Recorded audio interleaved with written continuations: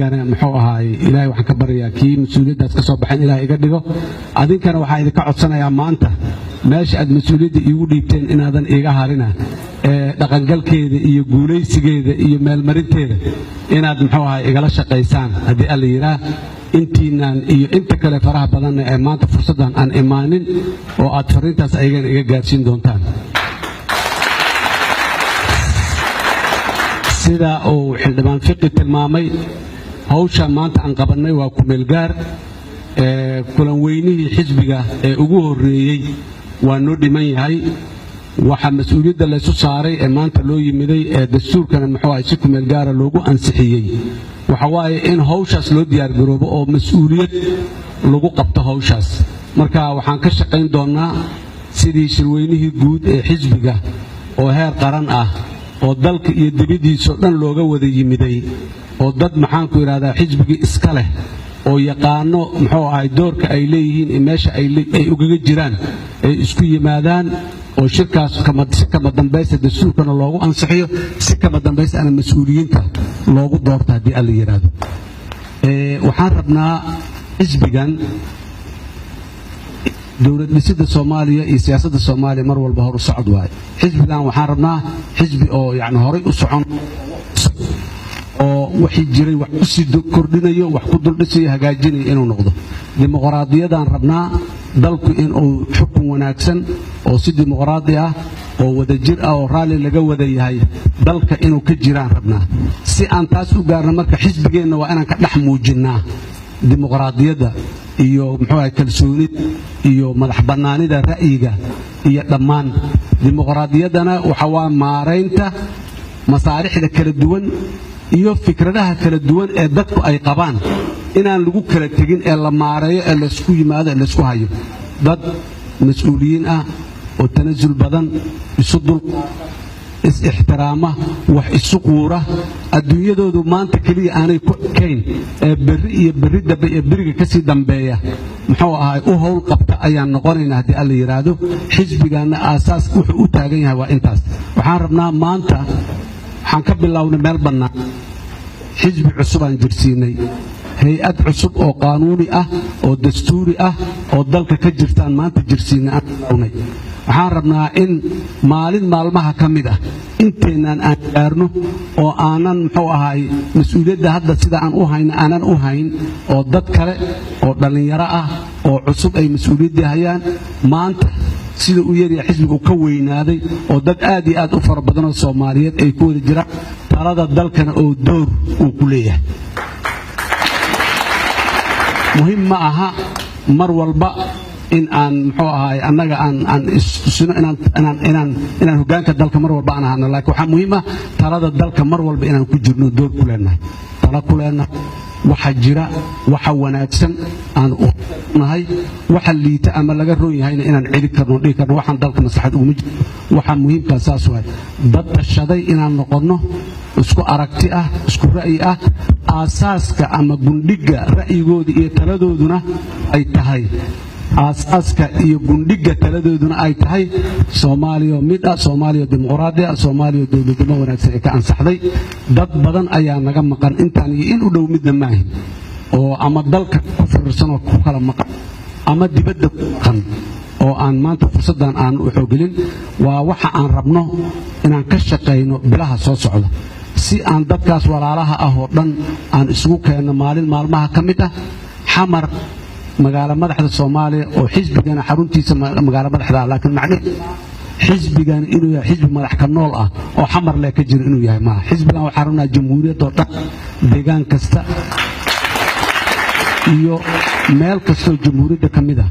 dad xisbigan ka tirsan oo ku abtirsada oo aaminsan mabaadidiisa inay joogaan aan rabnaa waxaan u taaganaa ka wada shaqeynayna waa intaas mar kale waa idin mahad celinaa aad iyo aad waxaan idinka codsanaa in hawl aad iyo aad u adag mas'uuliyadda maanta aan qaadnay hawl aad iyo aad u adag waa ammaano waaye ammaanadaasi in aan u istaagno hawl loo dayn ma qabsoonto inaan marka qaarkood hawlo kale oo aan leenahay oo ama hawlo siyaasadeed ah ama hawlo masaalix dhaqaale ah ama hawlo masaalix family ama beelad ama safarada qaarkood inaan ka gaabsano hawsha xisbiga awgeed aan u soo istaagno habeen iyo maalin aan u taagnaana nalaga rabaa oo keenii cudurdaar lana cudurdaar intaan siino intayna kale shaqada aan qabanno dadka Soomaaliyeed maanta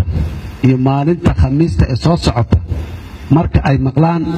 rajo expectation rajo wax la yiraahdo dadku ku abuurmay rajadaas inaanan ka gaabina meeshii loo filayay dadka soo baxay inaan noqono oo rajada dadka rajaan abuuraynaa rajadaas aan abuurnay in aan ka soo baxno oo aan wax qabadkeedii la nimaadana laga rabaa laakiin aanan noqonin bootin libaaxle qofti sagaar inaanan noqonana laga rabaa dadka meeshaan fadhiyo iyo in badan oo kale oo ka tirsan saaxiibadood iyo muxuu ku ra'yi oo maanta aan la joogin waa hubaa in ay wax yaani si rasmi ah isbedel muuqda oo siyaasadeed iyo dhaqan cusub oo siyaasadeed dad abuuri karo curin karo dhalin kara ayaa meeshaan maanta fadhiya ka irkeena iyo iska warqabkeena iyo dadaalkeena wada jirka aad iyo aad u muudiyay mar kale waa idin mahad celinaa hawli waa noo dhiman tahay albaabkii aan maanta ka soo galnay gurigii dhexdiisa la dhisaayo weli waa noo dhiman yahay hawshaas aan u diyaar garowno dhafar badan iyo soo jeed badan oo aan xoog iyo xoolo isla socda ah xisbigani ma rabno inuu noqdo man laa yamliku quutahu laa yamliku qaraaruhu qofkaan quudkiisa kari karin qaraarkiisa malaha qofkii quudkiisa qaraarka u leh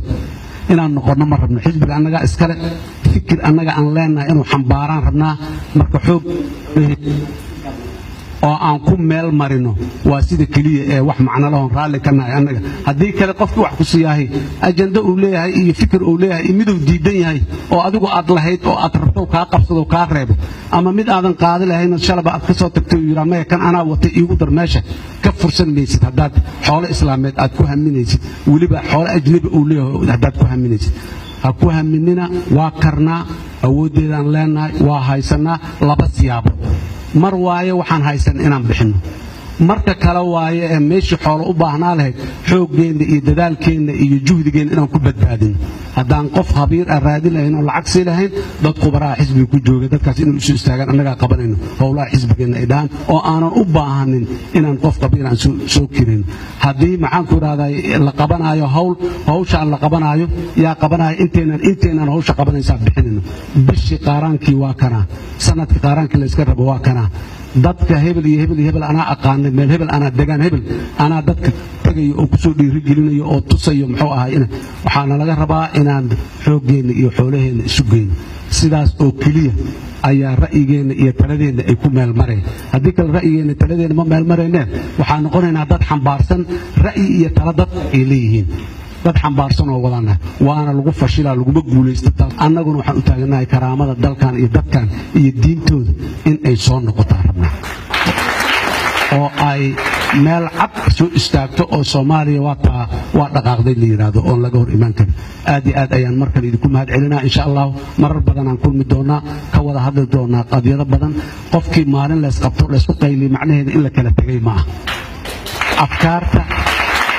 afkaarta waa isku qabanaynaa waa ku doodaynaa waa muxuu ahay ku dagaalamaynaa dhexdeena laakiin haddana meeshii loo bataan raacayna dadka inta dooday ee meeshii joogta u bataan raacayna waa laga yaabaa ra'yigaaga laga tagay inuu kii saxda ahay waa laga yaabaa laakiin waxa muhiimka waxa waaye ra'yigii saxda ah in la qaado waayo dadkuna ay isdiriraan oo iskhilaafaan mushkiladda laga cararaayo dadka inta badan meesha ay jiraan hal aad la leeyahay waa sidaas laakiin garawshiyaad heday ixtiraam gaar ah heday ra'yigii shalay uu noo keenay hebel ama heblaaye ay noo keentay aan diidnay kii saxa ahaayo ahay maalintaas wixii ka dambeeyay in aad laakiin haddaad maalinta dad ka carabto tiraan ra'yiga dil diiday meesha waxa ka jeedaa waxa waaye dhibaato meesha ka timid waaye mar kale aad iyo aad u mahadsantihiin waa joognaa waa shaqaynaynaa waxaan rabaa oon idinkaga mahad celinayaa mas-uuliyadda aad ii dhiibteen iyo ixtiraamkii qadaridda waxaanan idinka codsanayaa culayskeeda in la ila qaado oo la ila shaqeeyo si guulka ma dambaysaan u gaaro aad iyo aad u mahadsantihiin